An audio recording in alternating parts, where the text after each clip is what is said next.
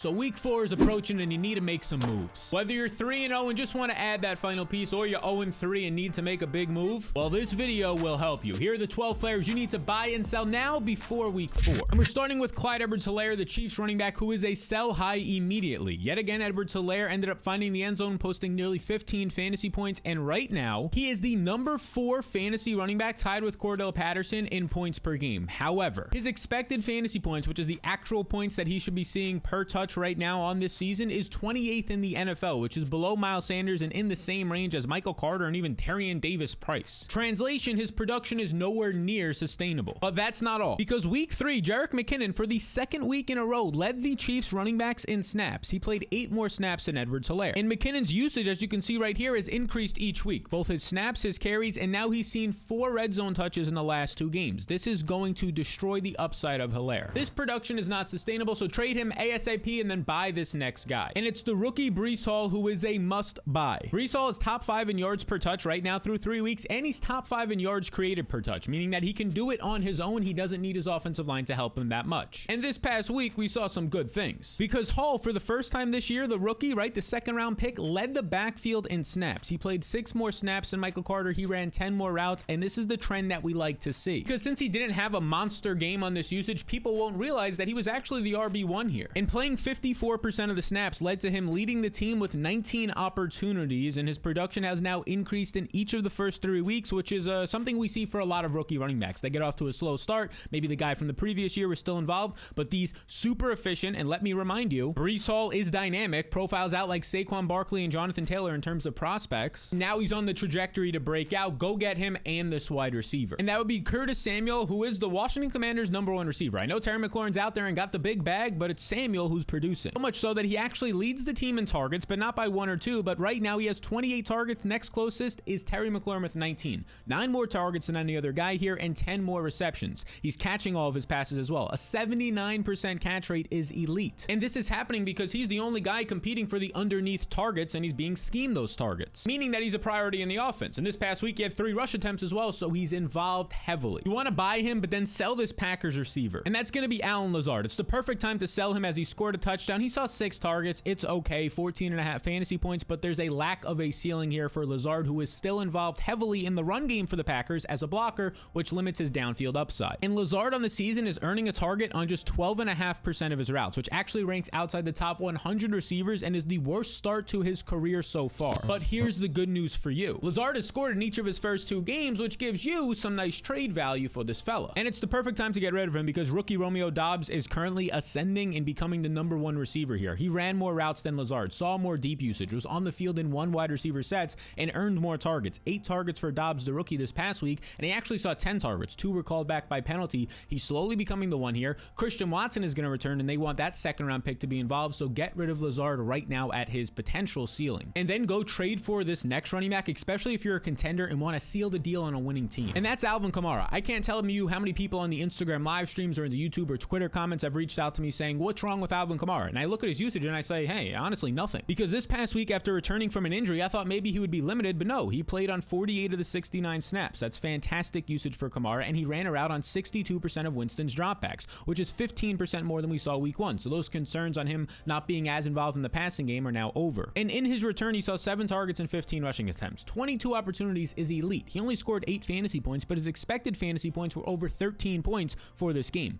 meaning that the usage is great, the offense is moving the ball, and now Michael Thomas and Jarvis Landry are injured, which means just more of a priority for Kamara here. So after his great showing, 83% of the opportunities this past week, go get him. Because based on the comments I'm seeing, it's likely the owner in your league is panicking. And maybe you can trade away Robert Woods in a package deal for somebody like a Kamara here. Because look, Robert Woods right now is not playing great. He's outside of the top 65 wide receivers in efficiency, and this starts to happen when you age, especially for a guy in Woods who is coming off of an ACL injury. And he's experiencing a career low in targets right now, but there is some good news. You're going to have to act pretty quick here, like this week most likely, but he's coming off of a decent performance. 9 targets is, you can pitch it as, oh, this is great opportunity for Robert Woods. He's starting to get more involved off of this injury. Wink, wink, right? Even though you know the underlying efficiency metrics we just looked at aren't good, but he ends up putting up 85 yards. It's a decent performance at 12.5 fantasy points. Look, Robert Woods is not going to be the key piece of a trade, but he can be a part of a trade to get a guy like Alvin Kamara or somebody else that we're about to talk about. Because Robert Woods is quickly not going to be the #1 receiver in this offense anymore. Enter Treylon Burks. The The rookie Treylon Burks' usage has increased every week, and this past week he actually led all the receivers in Tennessee in routes run. He stayed on the field in 1 wide receiver sets over Robert Woods, and this was just his 3rd week ever in the NFL. It's going to continue to move this way for a guy that they traded up for, or they basically traded away AJ Brown because they trusted that this first-round pick Burks can somewhat fill his role. So sell Woods right now in a package deal, or maybe you can sell him 1-for-1 for this Bills wide receiver. And that would be Gabe Davis, who has not had a good start to the year so far. Davis has played in 2 games after missing week 1, and according to Alex Caruso's tweet right here, week 1 he saw about a 15-16% target share, which led to being a top 15 receiver, but in week 3 he saw just a 10% target rate, which means on the amount of routes that he ran, he was only targeted on 10% of them. Normally you want to see this in the 20s. But the good news is that Gabe Davis still led the team in snaps and routes run. Steph Diggs came out of the game for a little while due to injury, and he was able to at least earn 6 targets while battling through an ankle injury. He clearly looked like a decoy out there for half of this game. In the Bills offense in this game, they struggled mightily, and a lot of it had to do with the heat and the weather in the game. Davis also didn't practice all week, and he ended up playing in the game, so now another week of rest should be able to get him healthy, and he's a guy you want to be buying low on as like a 5th or 6th round pick in your fantasy drafts. You might be able to deal a Robert Woods 1-for-1 for him right now, and attached to this offense in Buffalo as a guy who's running the most routes and seeing the most snaps at the wide receiver position, yeah, I want Gabe Davis. And I also want this running back before he breaks out, and that's going to be James Conner, who this past week was limited due to an injury. Yet Conner still played about 60% of the snaps in this game, but Eno Benjamin and Darrell Williams were involved because Conner was limited. He wasn't playing his 75% of the snaps or so that he was on pace for week 1, but Conner saw 18 opportunities. So he sees 18 opportunities while he's being limited. This is going to be 20 plus opportunities once he's fully going, which is probably next week. Now, he didn't produce all that much in this game, but it's hard to blame him. His offense didn't look good, and he was facing the #1 defense in the NFL against the run. Plus, he was limited. He didn't see his full allotment of snaps. But there is good news here because he was still seeing all of the high value touches. Because according to Pro Football Focus, he saw every single goal line snap, and he saw all the snaps inside the 10-yard line. That's where the money touches are in the red zone for those touchdowns, which made Conner a great option last year when he scored 15 plus. And then he saw 6 out of the 9, so nearly 70% of the 3rd and long passing situations. This is likely to only increase as he gets healthier. So grab him before he gets healthy and gets his full-time role back and starts scoring some touchdowns. But make sure you sell high on this rookie running back right now. And that would be Damien Pierce, who was a polarizing fantasy option this year. He had a weird start to the year, but now he's actually seeing the full workload. In some regards, though. Now, this past week, he goes for 18 fantasy points. He scores a touchdown, actually catches a couple passes, puts up 100 plus total yards. It is the perfect time to trade him, and here's why. Pierce ended up playing 35 snaps this past week, but Rex Burkhead still played 24 snaps, so he's not walking away with this job. And out of these 35 snaps, he ended up playing on 0 obvious passing situations, the 2-minute offense, and any 3rd and 5 or longer. That was 100% Rex Burkhead still. This basically boils down to Pierce having a capped role. You're playing in a bad offense that's not going to be in the red zone a lot, and you're only seeing 12 to 15 carries a game. And this past week is not going to be every week because of the opponent. He played the Bears this past week, in which if you watch their offense, they have no offense. It's hard for them to generate points, so it was easy for the Texans to keep this game close and capture the lead at some points. The Bears' run defense ranks 24th in the NFL.